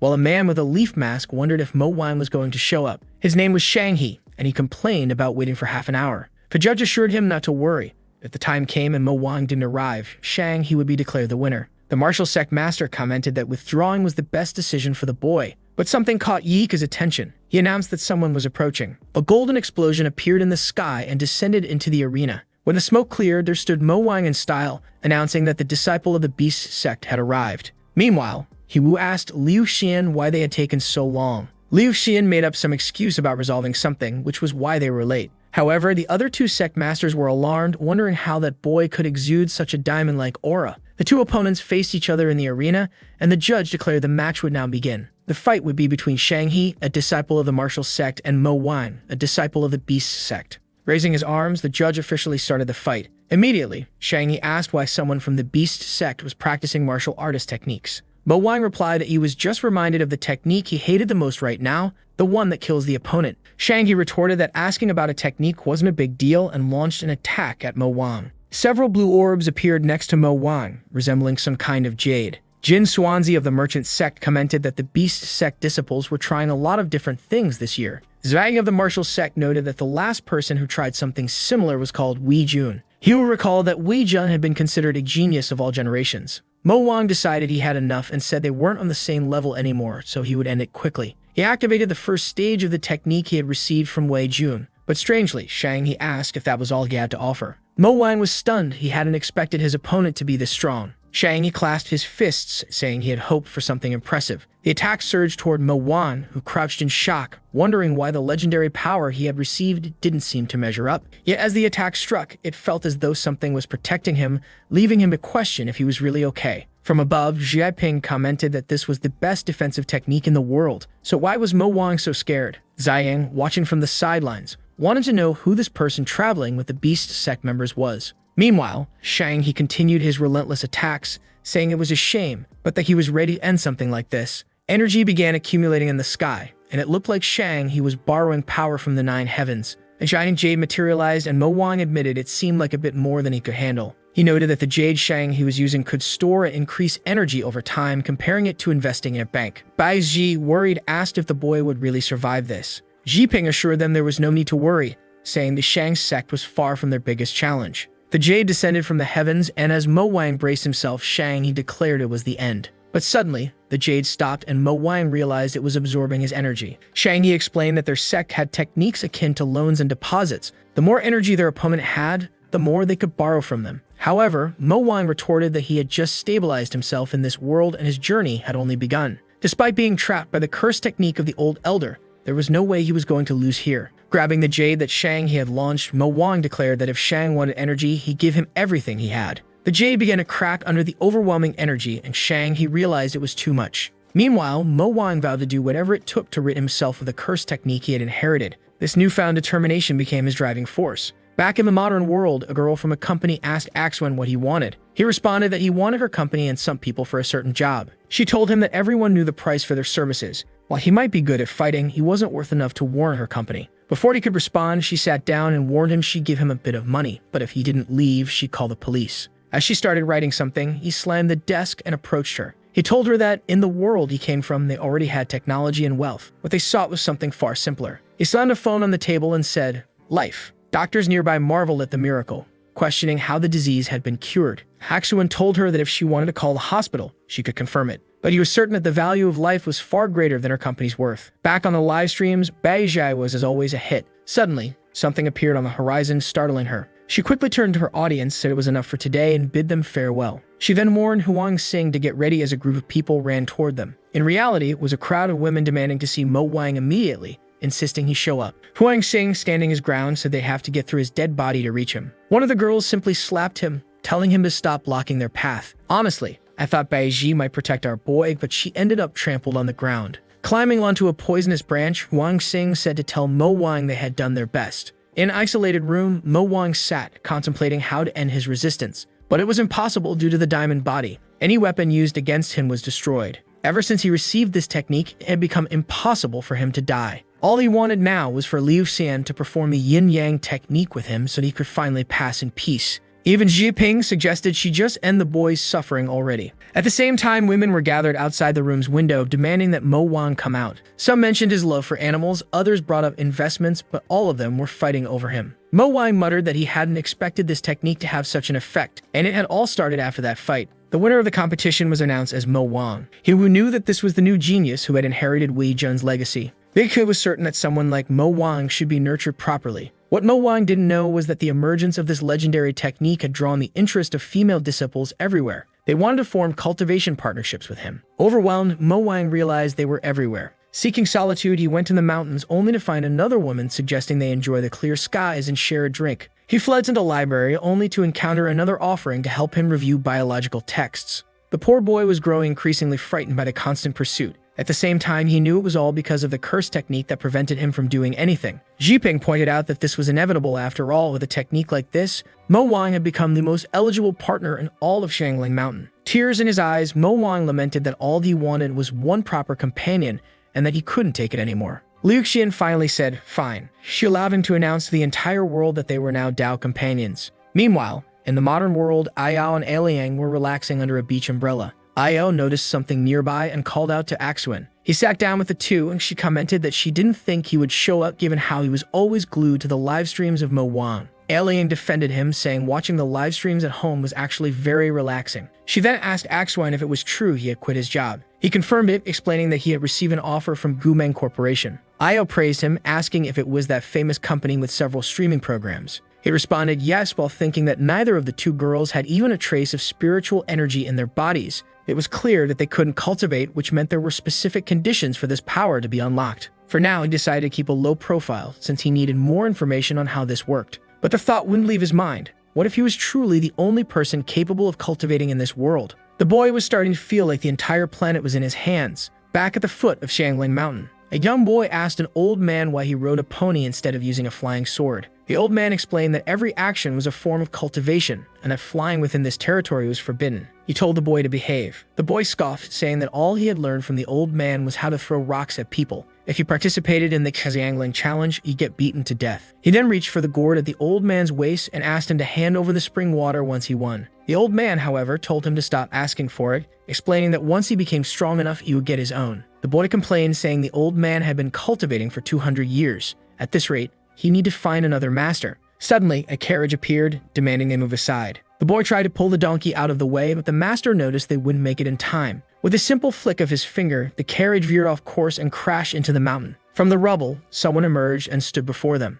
A blond young man asked who had dared to block the dragon carriage of the Kanglong sect. The boy immediately recognized the name. It was one of the 7 great sects, meaning they had to be careful. The blonde approached the old man, stating they were only there for the competition and didn't want trouble. The old man replied that he shouldn't have descended so hastily. The blonde's expression darkened as he muttered that it looked like this would have to be settled with fists. He moved beside the old man, ready to strike him with a hammer blow. The old man chuckled, asking if the people of the Kanglong sect really thought dealing with a traveler was so easy. Then out of nowhere, he dodged the attack, clung to the wall, and cried out that someone was trying to beat up a frail old man. Desperate, he shouted that he was being bullied. The surrounding crowd started whispering, thinking the Kanglong sect was mistreating an elder. The boy tried to tell the old man to stop lying to everyone, but the old man merely warned him not to hit again or the entire crowd would turn against him. Someone in the crowd urged Long San to deal with the situation quickly. The boy agreed, tossing a vitality elixir to the old man, telling him to recover and stop whining. The old man accepted it, commenting that now they were acting like a proper sect. Calling for his disciple, he turned and walked away. The boy remarked that these major sects really had extraordinary resources. Just then, a lotus flower soared above them. The boy muttered that flying was still forbidden in this area, especially since that lotus was a rare treasure. Seated atop the lotus was none other than our boy, Mo Wang, and his beloved. The old man commented that this was Xiangling territory, so for these people, it was like their own backyard. Today was an event where the 7 great sects would gather and reveal the grand sacred spring. But what everyone truly wanted to know was who would be the shining star of this event. Back in the modern world, at a hospital, doctors were baffled, trying to understand what had happened. Apparently, it was the younger brother of the company girl who told her that he had gotten better after that friend of hers came to talk to him. The woman pondered the possibility of healing abilities and super strength. Perhaps superhumans really did exist in this world. She then told the man behind her to agree to everything Axuan had requested for now. Additionally, they would secretly conduct further research. Meanwhile, deep in the Longu Mountains, in an abandoned house, an old man lay collapsed on the ground when someone arrived. It was Axuan, searching for spiritual energy, but he wasn't finding any. He had already visited 4 or 5 mountains and still hadn't encountered a single remaining cultivator in this world. Suddenly, the old man woke up, noticed something, and immediately pointed at him, calling out for his friend. Axuan wondered if the man had sensed something. The old man grabbed his arm, stating that Axwin truly seemed like a blessed individual. However, he was being pursued by a dark mist, so it was best if they talked. He had Axwin sit down and confidently declared that Axwin had found great fortunes and that his future was limitless. However, there was a minor calamity clouding his mind. Axwin was still unsure, but maybe the old man was telling the truth. Holding his hand, the old man continued, saying that the calamity was creating conflicts between him and his friends, and he seemed unable to resolve it. Axwin released a bit of spiritual energy and noticed that the old man didn't react at all. Still, he decided to ask how he was supposed to resolve it. The old man replied that he was in the right place. All he needed to do was make a small offering to the temple. Right then, Axwin knew this old fraud was just trying to scam him. He immediately said goodbye, claiming he had more important things to do. At that moment, a mother and her child walked by. The boy approached the old man, who fed him the same nonsense about the dark cloud behind him. Axwin realized it was all a scam and left. At least in another area, he sensed that the spiritual energy was growing stronger in a certain direction. He crouched down, gathered energy in his feet, and leaped to the top of the mountain. Once there, he confirmed that the energy was indeed abundant in this place. At that moment, he sensed something and leaped in that direction. Walking towards some rocks, he stopped in front of several vines and then entered a cave. Placing his hand on his forehead, he activated a spiritual gate opening technique. These were fundamental methods he had learned from Mo Wang's manuscripts. He could feel the energy guiding him deeper inside. At the end of the cave, he found a massive monolith. There was energy there, but it wasn't alive. Surrounding it were inscriptions from ancient tomes, something about immortals, demons, and warnings not to open the gate. He placed his hand on the gate, but nothing happened. For a moment, he wondered if he was truly the last cultivator left, or if all of this was somehow connected to Mo Wang's world. At the very least, after traveling through countless mountains, he had confirmed one thing. He was the last cultivator of this world, and he would make sure it stayed that way. Damn, looks like our guy is turning into a villain. Back in the university chat, Mo Wang asked Axwin if he could solve that diagram. Apparently, Axwin had realized that diagrams functioned similarly to electronic circuits, so there were ways to solve them. Mo Wang asked how long it would take. Axwin replied that it would take a year. Elling then asked if anything interesting had happened. Axwin casually replied that nothing had. No way he was admitting that he had been practicing a technique that involved eternal virginity. As the night passed, Wang Xing was observing something when suddenly, he smacked Mo Wang, sending him spinning. Looking to the side, he threw a fireball, telling Mo Wang to stay back. He warned that he had suppressed his cultivation in that attack to avoid completely obliterating him. Mo Wang, still dazed, asked why he had been defeated so easily. Without even looking up from his book, Wang Xing explained that he had concentrated all of his energy into a single point to break through the barrier. The boy still had a lot to learn. Frustrated, Mo Wang complained that these stories weren't going the way he liked while lying on the ground in tears. Just as he got up, something approached the cave. Riding on a white lotus, it was obviously Li of Xian. She commented on his upcoming fight and mentioned that she had brought some tools for him. He thanked his senior sister before quickly correcting himself, calling her his Dao companion. The girl blushed slightly and awkwardly said she had already done her part, so she was leaving. But Mo Wang grabbed her hand and asked her to stay a little longer. Flustered, she hesitated before replying, "Fine." Outside, as they gazed at the stars, Mo Wang asked what she thought of him. She replied that she didn't think anything because she didn't quite understand him. He then asked if she had ever known someone who lived without a purpose. A flashback showed him in school, where the teacher asked the students to draw their future. However, with a blank expression, he had no idea what the future meant, nor did he know what he wanted to become. From childhood to his working years, he had never been sure of what he wanted in life. He had no great ambitions or strong desires. As long as he was alive, that was enough for him. He envied the rich, but he didn't want to work too hard either. So every day he repeated the same routine. That zombie-like existence was fine with him. Even when he suffered through crowded subway rides, he was okay with it as long as he didn't die. But everything changed when he crossed into this world. Yet even here, he still questioned what his purpose was. In the present, he remarked that cultivators pursued immortality, but he didn't even understand why. Liu Xian then asked if he knew why she had agreed to be his fake Dao companion. She told him that she had once asked Wei Jun the same question. After trading, he was about to leave, casually greeting her, when she suddenly asked him to wait. She had asked why he had sealed his cultivation and fled to the mountains. Sweating, Wei Jun replied that he wasn't thinking too much about it, he just liked running in the mountains. Eventually, she realized that the path of cultivation was not about immortality, because to be immortal meant being able to make your own choices. He loved running. He loved sweating. That was what made him feel alive. Back with Mo Wang, she explained that she believed there was no destiny, only the choices one made. She told him to prepare himself and turned to leave. At first, she hadn't liked him much.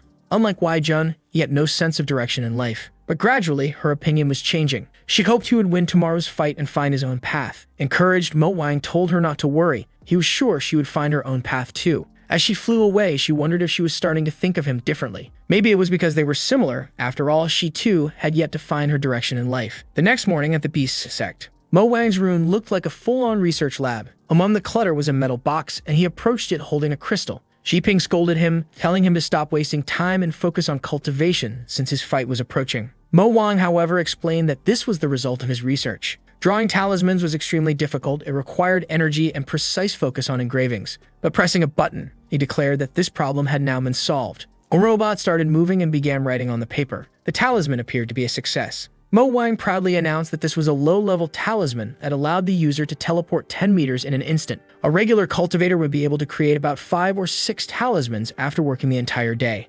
Meanwhile, they could produce not only these but countless other talismans without stopping for a second. Ping became intrigued and asked if he was already capable of creating something at an intermediate level. Our boy explained that unfortunately, he couldn't yet because intermediate-level talismans require divine energy, something they didn't know how to control. At least Axwan seemed excited and was diving deeper into his research. Looking at his chat messages with Axwan, Mo Wang was certain that his friend had been a great help. Ping, however, commented that this was terrifying. With such rapid production, even ordinary people would have access to these talismans. It would be possible to form an army of people who had never even cultivated and take on some beginner-level cultivators. Ping then explained that they wouldn't even need cultivators of people. He was about to show the results of his research.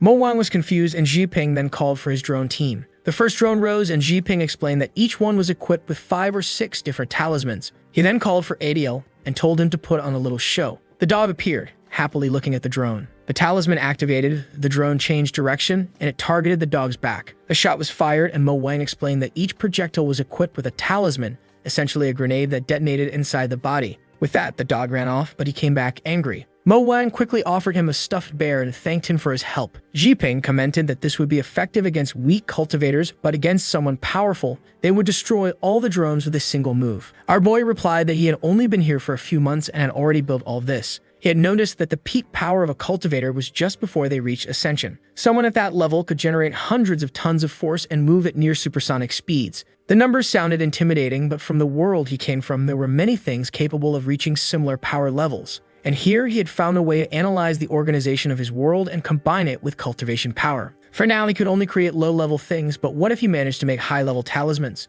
If that happened, he could mass-produce drones with the power of someone close to ascension. Ping commented that he truly was different from Wai Jun. This boy was far more frightening. Mo Wang replied that it didn't end there. For example, he had discovered that the ability sealing his body and preventing him from enjoying himself was due to a compression of his true essence. If he could alter this true essence or replace it with something else, he wouldn't even need to wait for ascension to enjoy himself. At that moment, Ping said he took it back. He and Wai Jun were exactly the same. That's when Huang Xing appeared, saying he had brought everything Mo Wang had asked for from the market. All the lithium they could find, and the other material that was much harder to get, uranium ore. Our boy said that he had finally found the key to surpassing the power of ascension. Apparently, he had already asked Axwan how to make torpedoes and missiles, and Axwan had sent him the designs. He explained that the designs were easy to find. The hard part was gathering the materials to build them. The scene shifted to Iliang visiting Axwan. She mentioned she had come to return his Zelda card and wondered why he wasn't replying to any messages. Then, as she stepped on the mat, she noticed the key he always left in the same spot. She announced that she was coming in to leave the card,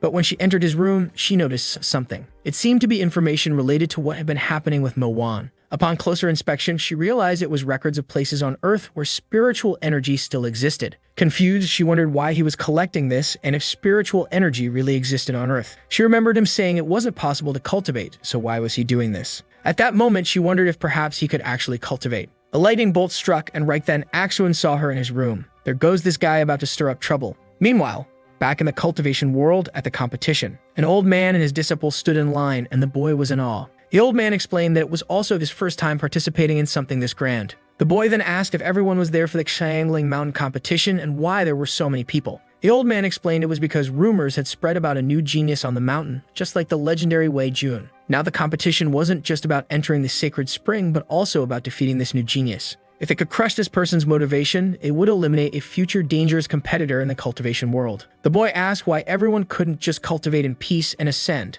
The old man smacked him on the head, explaining that in the cultivation world, resources and fame were extremely limited. That's why everyone wanted to be the best of their generation to maximize their chances of success. The scene shifted to the receptionist holding a drone and a cell phone, instructing his team to input the information into the system. The young disciple asked what that strange object was. The chubby man explained that it was a flying platform created by one of their juniors designed to organize and collect data. The old man introduced himself as a wandering cultivator, but mentioned that he had a token since he had completed missions for Xianglei in the past. The chubby man thanked him and said all they needed were his details to create the perfect accommodations for him. They only needed his name, age, sex, cultivation level, preferred techniques, and any other details he wanted to provide. The old man was overwhelmed by all the information but introduced himself as Fu Kang, 545 years old. The young boy introduced himself as King Feng, 28 years old, though I thought he was 200. At that point, the chubby man said their next step in the journey could be done either on foot or using the sex cultivation flying mechanisms. The boy was thrilled, and the old man said that if the price was just 2 spirit stones, he was fine with it. Our boy had really created a flying mechanism with 2 cultivation swords as propellers and a turbine strapped to the back. With that, they set off through the mountains and arrived at the Xiaoni house. At the entrance, they received a notification that their facial data had been recorded and they could now open the doors. Additionally, calling Xiangling twice would summon a robot to assist with any questions. The boy opened his room and his eyes lit up. The bed, however, seemed different from the usual kind. In another room, there was a large metal container filled with water that cost 1 spirit stone per bottle. In front of a massive TV, the boy called for the robot and asked what it was. The robot explained that it was a device for watching the fights. Currently, they were on the free trial for the first day. However, for the rest of the days, they would need to pay 3 spirit stones to continue using it. The old man was amazed by all of this. Looking at the ceiling, he noticed numerous things he had never heard of before. But he had to stay alert because everything came at the cost of spirit stones. The scene shifted to a member of the merchant sect saying that Mo Wang should take over his sect. In just a few days at the event, Mo Wang had already earned over 100,000 spirit stones. Mo Wang grabbed his phone, saying they weren't ready for what was coming. This was just the beginning. Huang Xing, of course, started complaining, asking Mo Wang for money to publish the novel he'd been writing. Only 3 days remained until the official start of the Xiangling Mountain competition. At the beast stables, things were starting to change. Our boy stood in front of a massive screen surrounded by robotic arms. The guy who had fought against him earlier was now one of his workers, saying he was collecting the materials Mo Wang had requested. He tossed some leaves on the table, and Mo Wang asked how the construction was progressing. The man apologized, saying that unfortunately, the worker's efficiency was quite limited. With that, Mo Wang decided to visit the leader of the Tool sect. She mentioned that she had been friends with Wei Jun and told him to ask for anything he needed. Mo Wang was already annoyed that this beautiful woman was also a friend of Wei Jun. He placed his hands on her shoulders and said he had a very important request. She just understood immediately, asking if he was practicing that technique and telling him he couldn't do such things. The poor guy quickly clarified that he wasn't that type of person and was there because he needed some samples from her. He laid out a bunch of designs for everyone to see. The members of the Tool sect were amazed by these designs, which they had never seen before. Mo Wang told them not to underestimate the madness of an independent researcher from his era. She remarked that he and Wei Jun were very similar. He told her to stop mentioning that cursed name, saying Wei Jun had poisoned his life. Then he requested her help in creating something to cover the entire sect, a network of information he deemed extremely important. She agreed, saying she was interested in what he was producing and because he was a friend of Wei Jun. Thus began his project to revolutionize the entire Xiangling sect. Antennas were being erected, and with Hu's knowledge and cultivation, they managed to assemble everything. They essentially had local 5G internet. Mo Wang celebrated, saying he had finally created at least a basic signal network. He handed over a device, calling it the mysterious Mirror of the Void. It was to be distributed to members of all the sects, allowing them to use it during the competition. The device came with several pre-installed apps. Mo Wang even created a Xiangling Mountain group chat, welcoming everyone and saying it was a family of love. Yiwu shared pictures of her work, saying the day had been a success. Mo Wang introduced the concept of minigames and TV shows they could watch. He also launched a trading platform for buying and selling materials. Everyone on the mountain now had their own Mirror of the Void. Xiang was starting to get angry, saying that cursed Mo Wang was using this technique to win the people over. It was time for him to make a post of his own to damage Mo Wang's reputation, which had grown too high. Back with our boy working, Liu Xian approached and said that, as he had requested, she had distributed the devices to all the disciples. Even the participants had received their new Mirror of the Void. She asked what his plan was. Mo Wang explained that this was only the first step. Now he would easily learn the habits and secrets of everyone who had received the device. A chubby guy sent a message to a junior disciple, saying he couldn't wait to meet her behind the mountain that night. Meanwhile, Baiji was buying beauty pills, saying it was worth spending spirit stones to become prettier. But the one who profited the most from all of this was Mo Wang, who was creating something he called the data center. He then showed her some of the information he had collected about sect leaders and various secrets from others. For someone like Liu Xian, who wanted to manage the mountain, this was a solid starting point. Suddenly, Liu Xian became a bit shy and asked if he could really see what was on everyone's phones. Awkwardly, he admitted that he couldn't see everything or everyone's devices, just small details here and there. Right away, he got punched by his friends, who told him to stop snooping on what they were doing. Liu Xian taught them how to disable his monitoring, and the 3 of them left. Left alone, he thought about how he hadn't even found anything interesting on his friends' phones. It was different, however, with Hu's phone. From what he could tell, she was doing something that would have been a massive success in his world. The girl had learned how to take photos, and honestly, she had the potential to become an e-girl. Her talent was so great that even she seemed a bit dazed by it. The scene shifted to the night, where Fu Kang was leaving his accommodation. Someone outside remarked that this setup had been created by someone summoned from another world. The girl warned them to be cautious and check to ensure there were no spiritual fluctuations. They created a sphere of green energy, and the old man asked what they planned to do. They already knew it was something Mo Wang had created, but they weren't sure how to handle it. Back with Mo Wang, he asked his senior brother if he was ready to take down the first opponent. Wang Xing replied that he had read plenty of stories and defeating this person would be easy. Beiji added that she had also started talking with them and was just waiting to sync the information. Jiping asked Mo Wang who had taught him the trick of listening in on other people's phones. Then he commented that thanks to the data gathered from the phones, they had discovered that the 3 individuals who had summoned him were wandering cultivators currently on Xiangling Mountain. It was a shame they had interacted with the Mirror of the Void, exposing all their movements. The wandering cultivator Fu Kang was likely the former leader of the Dragon Sect. The masked vagabond in red was probably the leader of the former Moon Sect. And the healthy female cultivator was Hai Chang, the leader of the Po Feng Sect. In the pursuit of immortality, people could extend their lifespans. However, even those who reached ascension typically didn't live beyond 3,000 years. Yet these 3 had long surpassed the lifespan of an average cultivator. Mo Wang explained that this discovery was thanks to the efforts of his eye, which analyzed the cultivation world. Without it, they wouldn't have pieced together from the scattered information everyone posted that these individuals had existed for more than 3,000 years.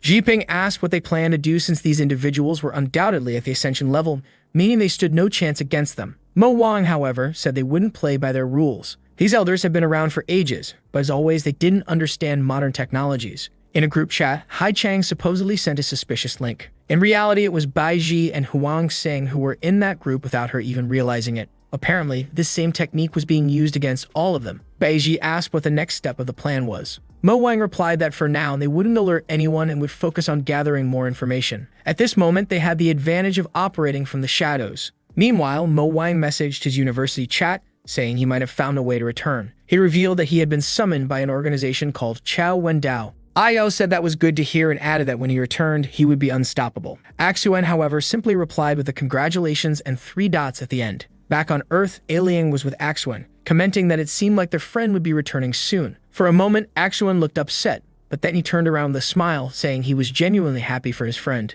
This meant Earth would finally have 2 cultivators. Alien told him he didn't need to hide this secret anymore since cultivating was a good thing. She was happy for him, so he didn't need to run from it. He said he understood but began wondering what would happen if Mo Wang returned and brought other cultivators with him. Imagining countless cultivators invading Earth, he realized the world as it was would no longer exist. He picked up his phone and messaged Mo Wang, saying he was finishing the calculations for the summoning circle and hoped Mo Wang could return soon. Alien sent a message, saying they would have lots of fun once he came back. She then turned to Axuan, saying she had sent the message as he asked, and that Mo Wang wouldn't suspect a thing. Axuan placed his hand on her back, saying it was time to check out the mountains. Blushing, she nodded and the 2 flew off. Above a pyramid, Axuan pointed down, saying the ruins were just below. He remarked that there was very little spiritual energy left on Earth, which was why he was confident that even if others existed, he was the strongest, having collected it all. Standing above a massive door, he questioned whether he should really let Mo Wang find a way back, or if he should use his own hands to like this video that helps Mamoru make more juicy content for